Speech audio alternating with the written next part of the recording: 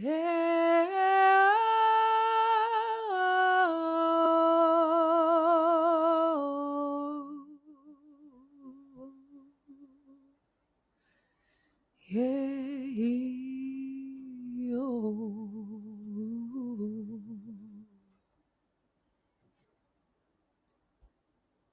Hello and welcome back to Reclaim Within. I am Ash.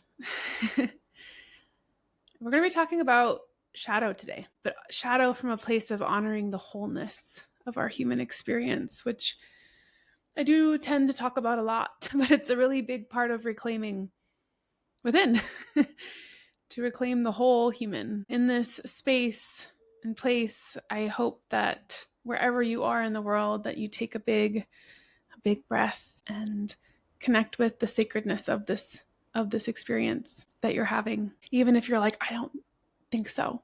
We're not having a sacred experience right now. That would be especially a great time to take a nice big breath. So why are we talking about the shadow today? It's because one of the most essential companions on the path of reclamation of self is actually the shadow. And so this is not a conversation about fixing yourself at all. This is a conversation about honoring the wholeness of who you are. And so what that means is sitting with the tender bits, the messy parts, and even just allowing yourself to get a little wild and learning to love all of it, learning to love all the parts. So very recently in my life, I have been given the opportunity, I've been presented with the opportunity of having a couple of very obvious run-ins with other people's shadows. And so what I mean by that is I've gotten really knocked sideways by the intensity of shadows that have been being projected outward. And what's been so miraculous is in receiving so much of this shadow, I've also gotten to deepen my relationship with my own. Because shadowy bits tend to pull out other people's shadowy bits. Let's see if we can make that make more sense.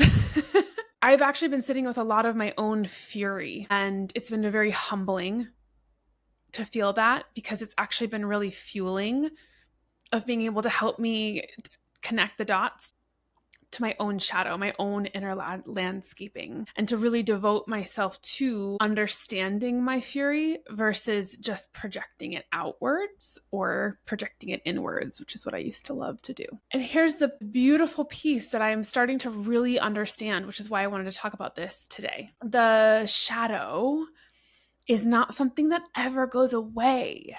It doesn't matter how many books you've read, how many hours you've spent meditating or doing your inner work, or how quote unquote healed you think you might be.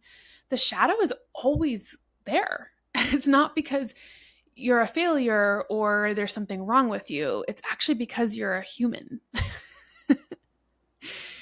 And so, what is the shadow? Carl Jung spoke of the shadow as the unconscious parts of our psyche, the parts that we suppress, disown, or reject because they do not align with the version of ourselves that we believe that we are supposed to be. Here's the magic of it all, though. Your shadow doesn't just hold the shame and the fear. It also holds your hidden gifts, your passions, your instincts, and all of your power. So for me, with my anger stirring, my own shadow is to beat myself up when I feel angry. It's just my own thing. What this has done, though, this fury that I've been feeling when I'm dealing with other people's shadows coming out, it's allowing for me to actually connect with my aliveness. It's showing me my edges. It's actually helping me see where I care very deeply. It's showing me where I'm repressing and where I'm overtaking on other people's projections or other people's shadows. And it's allowing for me to really understand myself and the parts that I deny so much more clearly. So when any of us repress the shadow, we actually lose access to our aliveness, to our gifts, to our passion, to our instinct, and especially to our power, which is why this is such an amazing concept to dive into. Because I don't want you to give away your power.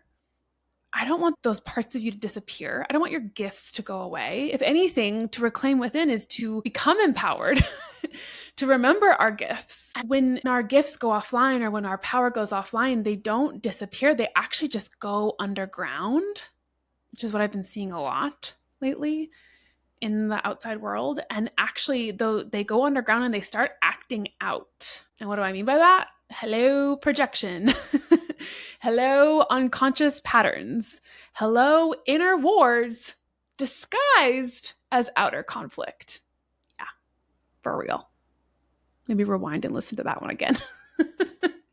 Inner wars disguised as outer conflict. To do shadow work is not to go and fix yourself or to eradicate the bad parts. It's truly about integration. And if you've listened to this podcast before, you know that I talk about integration being the most important part. It's a sacred art of saying, yes, even this belongs.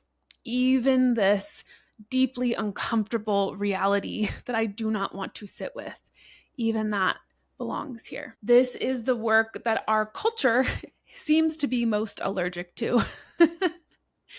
We want light, we want healing, we want clarity, we want glorification, we want alignment, but we don't want the discomfort, the grief, or the contraction, or the contradiction. But life really is a contradiction. Life is a paradox. It's joy and it's grief, and it's the inhale and it's the exhale.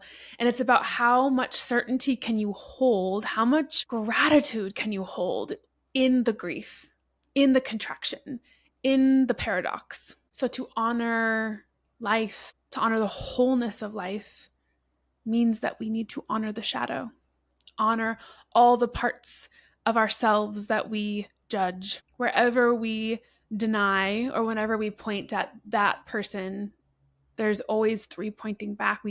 It's actually so wild to witness the shadow in action in our lives. I have been devoted to consciousness work now for 20 plus years. And let me tell you, work specifically does not seem to have an end thus far. At least in the last 10 years, I've not witnessed there being an end. And I think that's because our souls are here evolving. Your experience deepens. New terrain becomes revealed. The shadow is not a part of your failure. It's actually a mirror, and it's always showing you where more integration of your wholeness is possible. It's not something to fight against. It's something to actually fight for. It's something to cultivate the courage to see, to connect with. Even the wisest teachers, even the most studied, wise elders, they have shadows. The difference is that they know that they do. They aren't pretending that they've transcended that human part of their experience. They actually are in relationship with it. That is what I have found to be the most intense, beautiful cornerstone shift in my understanding of shadow. It's not that it's ever going to not be there.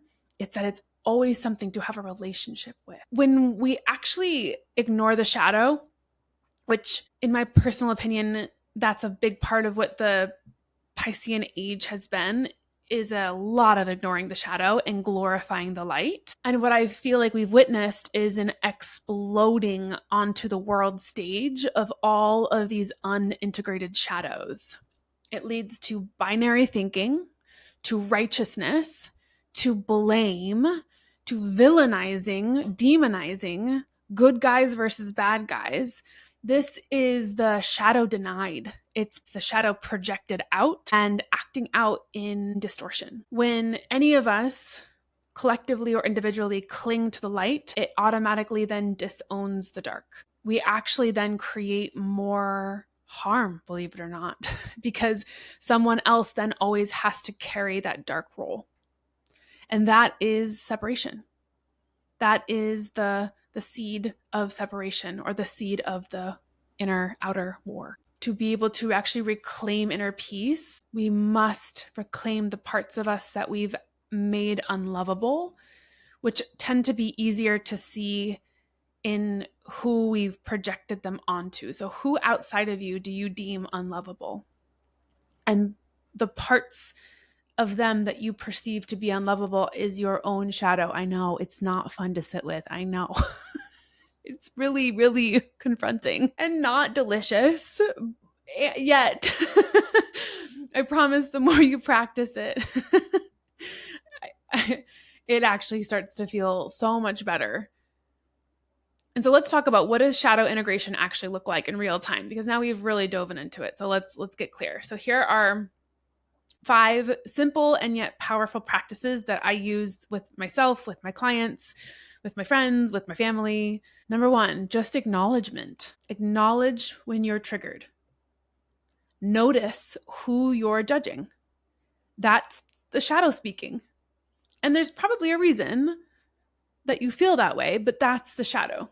That's the place to acknowledge. 2 is be curious.